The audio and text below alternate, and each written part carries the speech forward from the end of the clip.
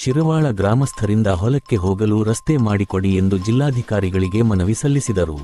ಯಾದಗಿರಿ ಜಿಲ್ಲೆಯ ಶಹಾಪುರ ತಾಲೂಕಿನ ಶಿರವಾಳ ಗ್ರಾಮದಲ್ಲಿ ನಡೆದಿರುವ ರಾಷ್ಟ್ರೀಯ ಹೆದ್ದಾರಿ ರಸ್ತೆ ಹಾಗೂ ರೈಲ್ವೆ ಇಲಾಖೆ ರಸ್ತೆ ನಿರ್ಮಾಣದ ನಡುವೆ ರೈತರು ಅತಿ ಪುರಾತನದಿಂದಲೂ ಬಳಸುತ್ತಿದ್ದ ಸರ್ವೆ ನಂಬರ್ 125 ರಿಂದ ಸರ್ವೆ ನಂಬರ್ 297 ರವರೆಗೆ ಮಾರ್ಗದ ರಸ್ತೆಯನ್ನು ಮುಚ್ಚಲಾಗಿದ್ದು, ಇದರಿಂದ ಸಾವಿರಾರು ರೈತರಿಗೆ ಆಗಿರುವ ತೊಂದರೆ ನಿವಾರಣೆಗೆ ಅಲ್ಲಿಯೇ ಒಂದು ಬ್ರಿಡ್ಜ್ ನಿರ್ಮಿಸಿ ಅದರ ಕೆಳಗೆ ಹೊಲಗಳಿಗೆ ಹೋಗಿ ಬರಲು ರಸ್ತೆ ಮಾಡಿಕೊಡಬೇಕೆಂದು ಜಿಲ್ಲಾಧಿಕಾರಿಗಳಿಗೆ ಗ್ರಾಮಸ್ಥರು ಒತ್ತಾಯಿಸಿದ್ದಾರೆ. ಗುರುವಾರ ಡಿಸಿ ಹರ್ಷಲ್ ಭೋಯರ್ ಅವರನ್ನು ಭೇಟಿ ಮಾಡಿದ ಸುಮಾರು 50ಕ್ಕೂ ಹೆಚ್ಚು ರೈತರು, ಇದರಿಂದಾಗಿ ಕಳೆದ ಅನೇಕ ದಿನಗಳಿಂದ ರೈತರು ಕಷ್ಟಕ್ಕೆ ಸಿಲುಕಿದ್ದಾರೆ. ಈ ಬಗ್ಗೆ ಅನೇಕ ಸಲ ಸಂಬಂಧಪಟ್ಟ ಅಧಿಕಾರಿಗಳಿಗೆ ಮನವಿ ಸಲ್ಲಿಸಿದರೂ ಕೂಡ ಯಾವುದೇ ಪ್ರಯೋಜನವಾಗಿಲ್ಲ ಎಂದು ಅವರು ಡಿಸಿ ಅವರಿಗೆ ವಿವರಿಸಿದರು. ವಿಷಯವನ್ನು ಗಂಭೀರವಾಗಿ ಪರಿಗಣಿಸಿದ ಭೋಯರ್ ಕೂಡಲೇ ಸಂಬಂಧಪಟ್ಟ ಅಧಿಕಾರಿಗಳಿಗೆ ದೂರವಾಣಿ ಮೂಲಕ ಸಂಪರ್ಕಿಸಿ ಈ ವಿಷಯವನ್ನು ಗಮನಕ್ಕೆ ತಂದರು. ಏನೇ ಇದ್ದರೂ ರೈತರಿಗೆ ತೊಂದರೆಯಾಗಬಾರದು, ಒಂದು ವಾರದಲ್ಲಿ ಈ ಸಮಸ್ಯೆ ಬಗೆಹರಿಸಬೇಕೆಂದು ಹೇಳಿದರು. ಅವಶ್ಯವಿದ್ದರೆ ತಾವೇ ಶಿರವಾಳ ಗ್ರಾಮಕ್ಕೆ ಭೇಟಿ ನೀಡುವುದಾಗಿ ಭರವಸೆ ನೀಡಿದರು. ಈ ಸಂದರ್ಭದಲ್ಲಿ ರೈತ ಮುಖಂಡರಾದ ಮಲ್ಲಿಕಾರ್ಜುನ ಅವರು ನಮ್ಮ ಚಾನೆಲ್ ಜೊತೆ ಮಾತನಾಡಿ ಸಮಸ್ಯೆಯ ಬಗ್ಗೆ ವಿವರಿಸಿದರು. ನಾವು ಮಲ್ಲಿಕಾರ್ಜುನ್ ತಂದಿ ಸಣ್ಣಬಸಣ್ಣ ಬೋಳಾರಿ ಸಾಕಿನ ಶಿರವಾಳ ಅಂತೇಳಿ ರೈತ ಮುಖಂಡರು. ಈಗ ನಮ್ಮ ಶಿರವಾಳ ಗ್ರಾಮದ ಸಮೀಪ 1.5 ಕಿಲೋಮೀಟರ್ ಸಮೀಪದಲ್ಲಿ ನ್ಯಾಷನಲ್ ಹೈವೇ NHAI 150C ಅಂತೇಳಿ ಹೋಗಿದೆ. ಮತ್ತು ಅದರ ಮೇಲೆ ರೈಲ್ವೆ ಪ್ರಾಜೆಕ್ಟ್ ಕೂಡ ಕ್ರಾಸ್ ಆಗಿದೆ.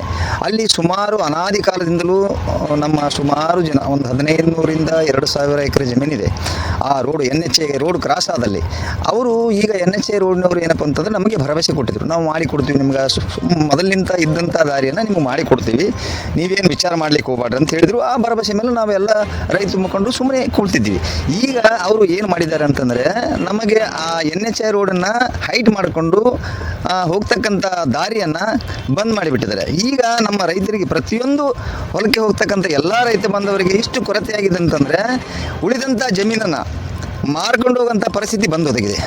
ಇಡೀ ನಮ್ಮ ಭಾರತ ದೇಶದಲ್ಲಿ ರೈತ ಭಾರತದ ಬೆನ್ನೆಲುಬು ಅಂತ ಹೇಳ್ತಾ ಇದ್ದಾರೆ.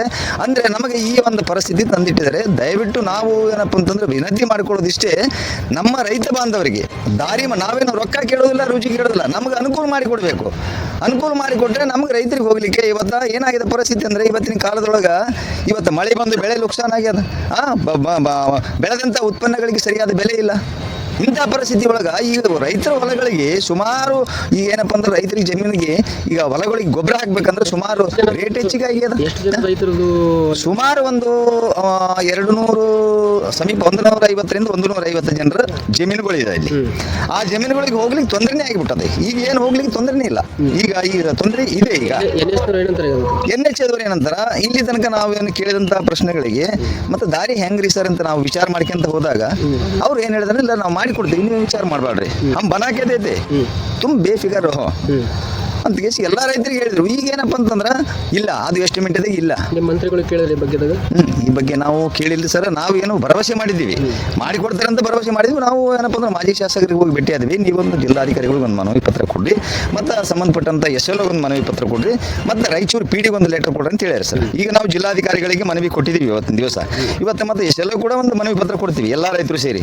ಮತ್ತು ರಾಯಚೂರು PD ಕೂಡ ಒಂದು ಲೆಟರ್ ಕೊಡ್ಬೇಕಂತ ಮಾಡೀವಿ. ಇದು ಆದ ನಂತರ ಮತ್ತು ಜಿಲ್ಲಾಡಳಿತ ಮತ್ತು ಸಂಬಂಧಪಟ್ಟ ಅಧಿಕಾರಿಗಳು ಏನಾದ್ರು ಕ್ರಮ ತಗೊಳ್ಳಿಕ್ಕೆ ನಿಮ್ಮ ಮುಂದಿನ ಹೋರಾಟ ನಾವು ಉಪವಾಸ ಸತ್ಯಾಗ್ರಹ ಮಾಡ್ತೀವಿ. ನಾವೇನು ಅವರಿಗೆ ಯಾರಿಗೆ ಏನು ಅನ್ನೋದು ಉಪವಾಸ ಸತ್ಯಾಗ್ರಹ. ನಮಗೆ ದಾರಿ ಬೇಕು, ದಾರಿ ಬಗ್ಗೆ ನಮಗೆ ಅನುಕೂಲ ಮಾಡಿಕೊಡ್ಬೇಕು. ಅದನ್ನು ಬಿಟ್ಟರೆ ಬೇರೆ ಏನೂ ಇಲ್ಲ. ನಾವು ನಮ್ಮ ಹೆಸರು ಮಲ್ಲಿಕಾರ್ಜುನ್ ಅಂತೇಳಿ ಸರ್.